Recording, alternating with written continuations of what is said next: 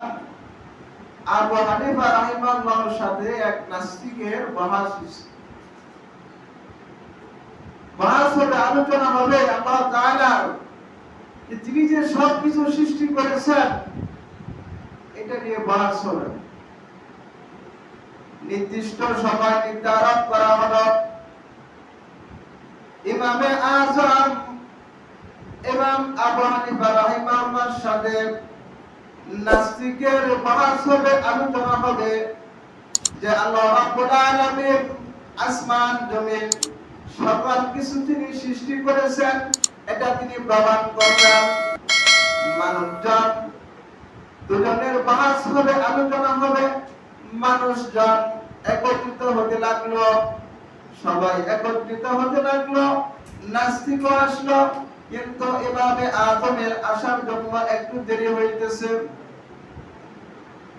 যখন তিনি মাজমার ভিতর উপস্থিত হলেন, ইসলামের মজলিসের উপর যখন তিনি আসলেন, নাস্তিক বলতেছেন যে আপনি দেরি করে আসার কারণ কি? আপনি কেন দেরি করে আসলেন? যে আমি দেরি করে আসলাম এজন্য একটা আশ্চর্যজনক জিনিস দেখলাম, আশ্চর্যজনক একটা জিনিস আমার সম্মুখে ঘটে গেল। ইমামে আযম বলতেছেন, নাস্তিক বলতেছে যে কি আশ্চর্যজনক ঘটনা আপনার সম্মুখে হলো, আপনি একটু বিস্তারিত বলেন। যে আমি যখন রাস্তা দিয়ে আসবো, আসার সময় যে আমি যে খাল পার হব, সেখানে একটি এরকম দৃশ্য দেখতে পেলাম। একটি গাছ হঠাৎ করে অটোমেটিকলি ভাবে গাছটা কেটে গেল। কেটে যাওয়ার পর এই গাছ তক্তায় পরিণত হলো। আবার এই গাছ তক্তায় পরিণত হওয়ার পর নৌকায় পরিণত হলো। নৌকা হওয়ার পর মানুষকে অটোমেটিক ভাবে আনা নেওয়া করতেছে, এপার থেকে ওপার আনা নেওয়া করতেছে মানুষকে। নাস্তিক হেসে দিলেন যে আপনি একজন এত জ্ঞানী মানুষ হয়ে আপনি কিরকম একটা অদ্ভুত ঘটনা বললেন। এটা কেমনে সম্ভব যে একজন মানুষ ছাড়া কোনো কিছু হয় না? যে কেমনে একটি গাছ সেটা অটোমেটিকলি কেটে গেল, কেটে যাওয়ার পর আবার তক্তায় পরিণত হলো, এটা আবার নৌকায় পরিণত হলো। এটা তো আপনি যে কথা বললেন এটা তো হাস্যকর কথা, এই কথার তো কোনো গ্রহণযোগ্য নয়। ইমামে আযম বলতেছেন যে সাধারণ একটা থিওরি তোমাকে দিলাম, যে একটা গাছ যেরকম ভাবে সে নিজস্ব ভাবে তক্তায় পরিণত হয়ে সে নৌকায় পরিণত হতে পারে না। আর এটার জন্য কি প্রয়োজন হয়? মেশিনের প্রয়োজন হয়। এই কাঠ নিয়ে আবার ওরাতির কাছে যায় চিরানোর জন্য, সেখানে চিরানো হয়। এরকম প্রত্যেকটা স্তরে স্তরে মানুষের প্রয়োজন হয়। তুমি তো ব্যর্থ হয়ে গেলে যে একটা গাছ যেরকম একা একা একটি নৌকা তৈরি হতে পারে না, যে দুনিয়া যিনি পরিচালনা করতেছেন, এই দুনিয়াতে আসমান জমিন চন্দ্র গ্রহ নক্ষত্র, এই দুনিয়াকে যে একা একাই কি পরিচালিত হইতেছে। তোমার কথাই আমি মেনে নিলাম যে একটা গাছ যেরকম একা একা কোনো কিছু হতে পারে না, এই দুনিয়া যে চালাইতেছেন এটা কি একা একাই হয়? নাস্তিক কি হয়েছে? ধরা খায় গেছে, ধরা খায় গেছে। নাস্তিক বলতেছেন হ্যাঁ সত্যি তো আল্লাহ রাব্বুল আলামিন সাধারণ একটা জিনিস যদি কোন কারিগর ছাড়া যদি না হয়,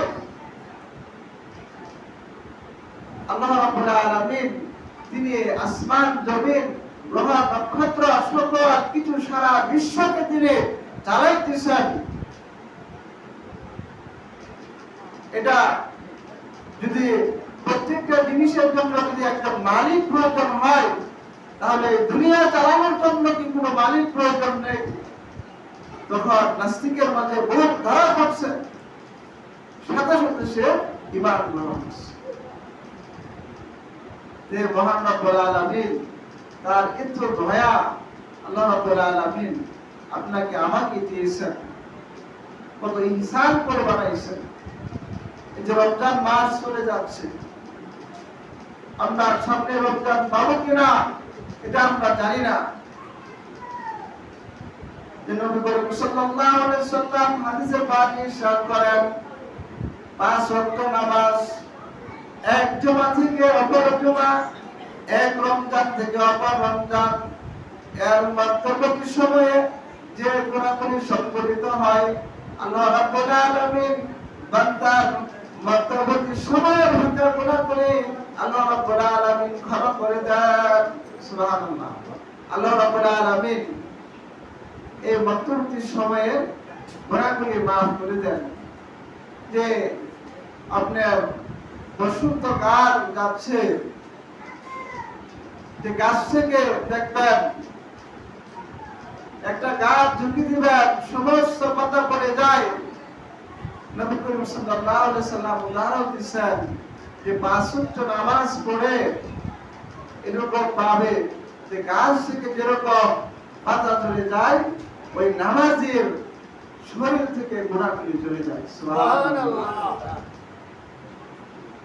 আমরা নামাজ এই কেন করতেছি এই কথাটি, যে রমজান চলে যাবে সব ভুলে যাব। এটা বলার উদ্দেশ্য হলো এটা, যে আমরা এই মাস যেভাবে চলছি ভবিষ্যতে আমরা এভাবে চলবো। যে সনদ করেছি,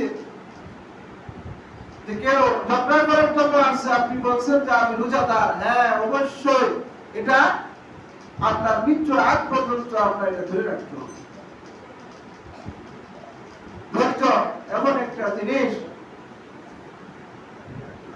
যার সারা গায়ে কাটা, কিন্তু ফলটা খুব মজাদার। ধৈর্য ধারণ করতে হবে। তাহলে আমরা এই যে রমজান মাস চলে যাইতেছে, অনেকেরই কিন্তু হ্যাঁ তাড়াতাড়ি রমজান মাস যায় না কেন, আর অনেকে আছে কি কান্না করতেছে, কি দিয়ে যাচ্ছে, সামনে পাবো কিনা।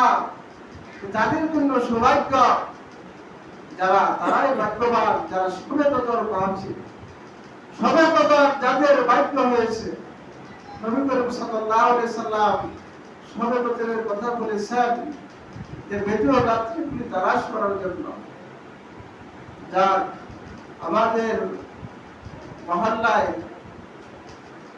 একজন বসছে, সবার জন্য কিন্তু আদায় হয়ে গেছে। অনেক মসজিদ আছে আমি দেখছি যে এতে কামে বসে নাই, ফাঁকা, সবাই গুনাহগার।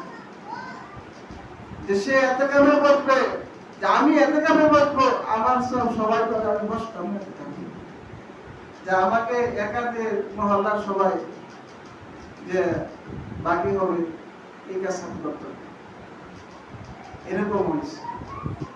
কিন্তু না, এই কাজ আপনার নিজের জন্য, আপনি যে এতে করছেন এটা আপনার নিজের কাজ।